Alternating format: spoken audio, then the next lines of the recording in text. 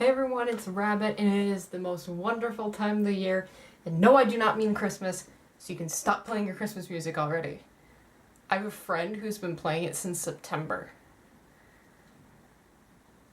Get that out of here. So to start off the most wonderful time of the year, I'm going to be looking into something that is truly horrifying. Bad documentaries. So the documentary that's on the chopping block today is Zach Bagans' Demon House. Oh boy. Is it a ride? I watched this a few hours ago and I had to make a video on it. I mean, don't get me wrong, I love Ghost Adventures. Ghost Adventures and Paranormal State were two staples of my childhood. They're what got me into the paranormal. And for that, I will always love them. But I know they're trash. I know they're just reality TV. I know that. But I still love them. I don't know what that says about me as a person. Probably nothing good. But who cares? I don't. So, I watched this because I'm trash. And oh my gosh. This documentary is a whole new level of unbelievable. There's so much wrong with it. Now, from watching Ghost Adventures over the years, I know Zach Bagans is a drama queen. Like, big time. But it's unbelievable what he has done in this documentary. So I have notes of my grievances and some stuff I actually liked about the documentary. So here's how this is going to work. I'm going to first dive into what I didn't like about the documentary, and then I'm going to talk ever so briefly about what I did like. Kind of like what happened with the Cropsey documentary review. Okay? Alright, let's get started. So the first thing you see in this documentary is a warning. Right off the bat.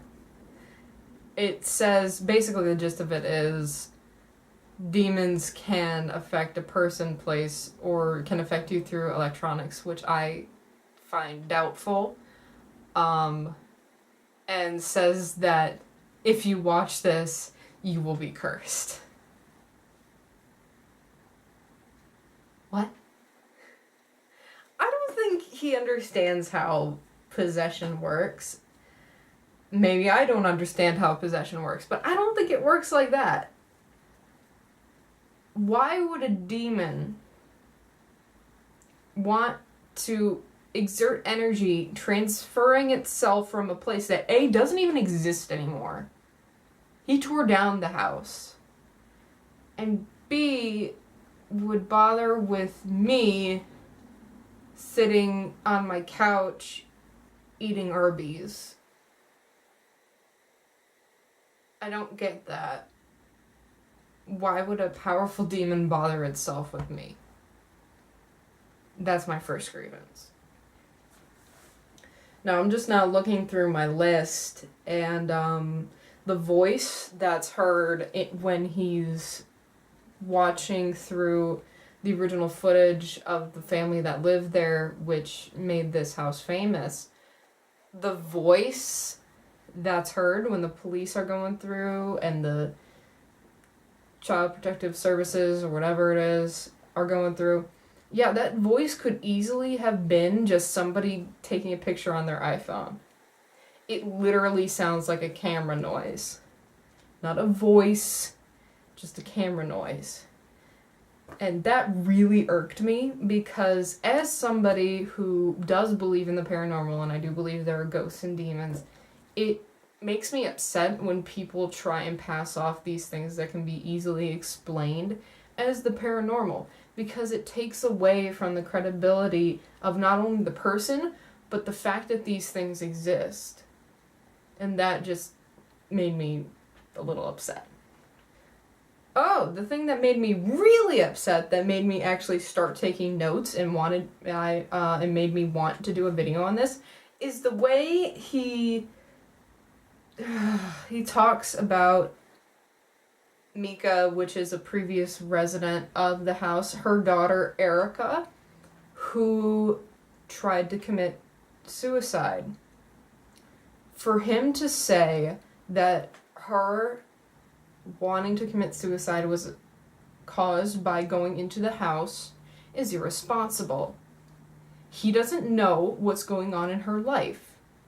For him to say it was this one specific thing takes away from the fact that she could have mental problems, she could have home life issues.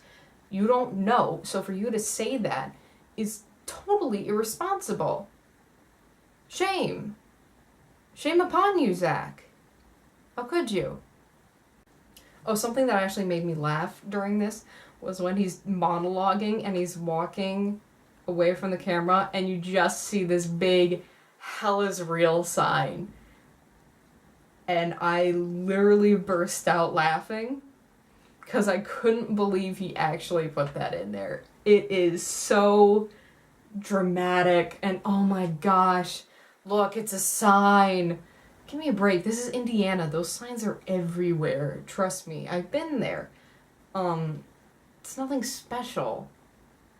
If you go down any highway in the Midwest for long enough, you'll see signs like that. It's nothing out of the ordinary, so calm yourself, okay? I'm just reading my notes and I wrote down almost an hour in and no investigation. Yeah, the only investigation that really happened that's like true investigating is like in the last 15 minutes of the movie. And this is an hour and a half long. It's mainly just talking to people and trying to scare everybody, like, ooh, look what happened after this person left the house. They had cancer and they broke their rib in a motorcycling accident. Any number of those things could just have been coincidence. You can't draw parallels from that. You just can't. There's no evidence to back that up. If you are serious about proving that the paranormal is real, you have to have concrete evidence. You cannot just be drawing lines to benign things and making it seem like, oh, this must be the cause because demons! You can't do that. It makes you look like a fool. Oh yeah, the ex-boyfriend of the original family that started all of this, the ex-boyfriend of the mother, Zach says that I can tell if he cursed them because I can get a read on him. It's a ghost! He says, oh, I can get a read on him. I can tell if he cursed the family. You can't just tell somebody's whole personality just by talking with them for 5 seconds in a doorway. You can't get a good read on a person that way. Hell, even if you sat down with him and talked to him for 2 hours, you still don't know his whole personality.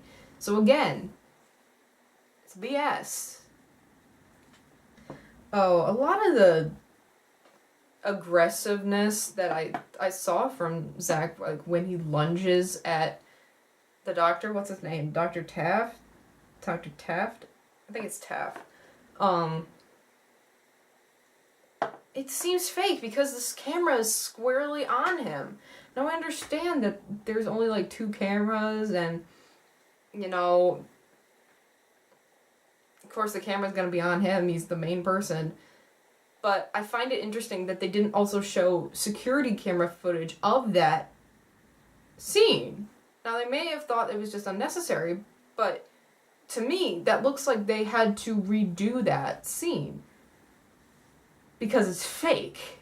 It just, as someone who is an actor, as somebody who does this, who has studied it, it just looks fake. And that irks me, because he said in the beginning, oh, I want to make sure this is real, I want to prove it. Well, that completely contradicts it, because you do things that make it seem like this is fake. Now, I could be wrong. It could have been real. But you have to understand that as someone who is skeptical, but I still believe in ghosts, that looks fake to me. Like, you just lunge at a guy, it looks stupid. It looks staged, it looks fake. I'm sorry, but to me, that's just what it looks like. And again, I could be wrong, and I'm okay with being wrong. But it just looks staged. I'm sorry, but the way it's set up looks like he just was like, oh, this looks like a good idea. Let's make it so I lunge at him so it looks scary. Just give me a break. Speaking of fake, the black figure that shows up looks like you could do it in Adobe. Come on. It's just, I'm sorry, it's just so much of this looks fake to me. Again, it could actually be real, but how could something in this one documentary how could this one documentary get so much evidence of the paranormal when years of Ghost Adventures couldn't get anything like that to happen? It seems suspicious to me. Again, could be real. But it's just too coincidental that a damning piece of evidence just suddenly comes up in this documentary when in all of Ghost Adventures there's barely any evidence of the paranormal. So when Adam, the cameraman, is freaking the hell out and he says he's throwing up blood, why not take him to the hospital? If he is legitimately throwing up blood, that is a health concern and should be taken care of immediately. That means he has internal bleeding. If he is throwing up blood, that is a problem. It should be dealt with immediately. Why would you not take him to the hospital? I understand he's acting crazy and you want to document it, but come on. If that's a serious health concern, it needs to be addressed as quickly as possible, especially internal bleeding. It makes it seem like you just don't care. Now, I know that's not true, but come on. You said he was throwing up blood. Why not take him to the hospital? It just seems suspicious. Gosh. The last 15 minutes of this is just absolute madness. He boards himself up in the house. And it's so funny. He's just walking around. Like, I wonder if this is what he does when he's like home alone. He just goes to every room in the house and looks in it. It's just so fun. He like opens up the blinds and stuff and he's like, yeah, I'm still boarded in. It's just so funny. Also, another thing, there's a baby doll set upon the dresser. Why is that there? If there be demons, why have a baby doll there? That just seems really creepy and weird and unnecessary. It seemed like an odd choice of decor. Also, him throwing the TV off of its stand, again, melodramatic. But I guarantee that was not his TV. I guarantee all that furniture in there was not his. That must have been like some staging furniture or whatever, because he wouldn't throw his own TV. Zach Bagans is rich enough to have a flat screen. 2, he wouldn't throw his own TV onto the floor. He never even touched that TV. I didn't see a remote anywhere. I guarantee it was just there so he could toss it off.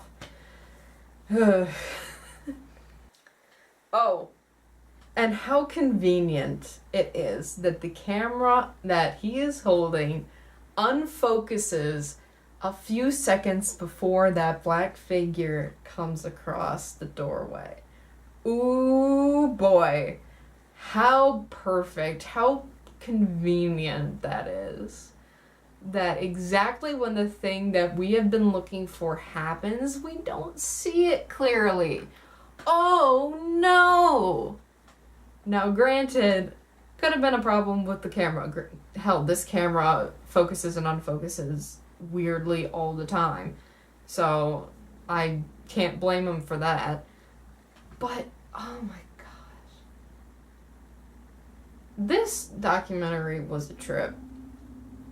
It was weird. I don't know if I liked it. It was entertaining, I guess. Who cares? Now on to the things I actually did like about it. The house itself is actually really nice. I noticed that when he walked in, I'm like, oh, it's got hardwood floors. It's not too big. It's got a screened-in porch. I like screened-in porches. It's got some nice bedrooms. Didn't see the bathroom, but, it's okay. It has a big basement. There's a bedroom in the basement. You put a gaming room in there. I'm weird. Yeah, I'd like to live in the demon house. It looks like a nice house, a nice architecture and all that. It's not too big, good for a small family. Another thing I liked was it was very well edited. The demon itself in the cuts, I want to know where they got that mask, because that's so cool. I saw it, and I'm just like, whoa. I want to know where they got that mask. That's freaking awesome. I want to know who played the demon. I bet it was Zach himself. He would do that kind of thing. I don't know. I didn't like much about it. Again, it was funny. I laughed. I don't get, however, why he says that, oh, you'll get possessed if you watch this documentary. Why would you put it out then? If you genuinely thought people were going to be in danger if they watched this, why would you put it out for people to see? That makes no sense. A lot of this documentary doesn't make sense. Why not take Adam to the hospital if he's throwing up blood? Why do all this crazy stuff? Why put certain things in, yet the evidence to back them up is slim to none? It's more for entertainment value, I think. This is an entertaining documentary, granted. It's not very factual. There's just so many things that just don't add up. It's really weird. And the poor Constantinos. Oh my gosh. I remember them. I remember when they did stuff on the show. That was sad. I remember when that happened. This was a trip. This was a weird way to start off October. Super weird. But yeah, those are my thoughts on Zach Bagans' Demon House. Would I recommend it? I mean, if you want to get possessed. I'm kidding. But, I mean, if you're looking for something that's weird and doesn't make a lot of sense, but is at the same time very entertaining, yeah, I'd watch it. If you want to watch it, go watch it. I'm not going to stop you. But if you're looking for something that really gives proof of the paranormal, you're not going to find it here. Unless you're really gullible. As someone who has actually gone on ghost hunts, who has actually had paranormal encounters, I don't know. It seems hokey to me. Well, anyway, those are my thoughts on Demon House. If you've actually watched the documentary, let me know what you thought down in the comments. If there's anything I missed, please let me know. If you have any ideas, if you don't agree with something I said, please leave it down in the comments. I'd love to read about it. Few things before I go. This month, I have come up with some ideas what I want to do. One of them actually fell through, so that's not gonna happen. I do want to do another pumpkin carving video. I'm gonna be watching some more spooky movies and reviewing them. I've also thought about starting a new series called Badly Explaining Literature. It doesn't have much to do with creepypastas or SCPs, but I personally would like to do that and do more stuff like that. I am planning to read more SCPs, but for creepypastas, I don't know. I'm not really digging the whole ones I've been finding. I've been finding a lot of really bad ones recently. So I'm not sure. If anyone finds a really good one and really wants me to read it, let me know and I'll look into it. But other than that, I hope you guys have had a great October so far, and I'll see you in the next video. This is Rabbit, signing off.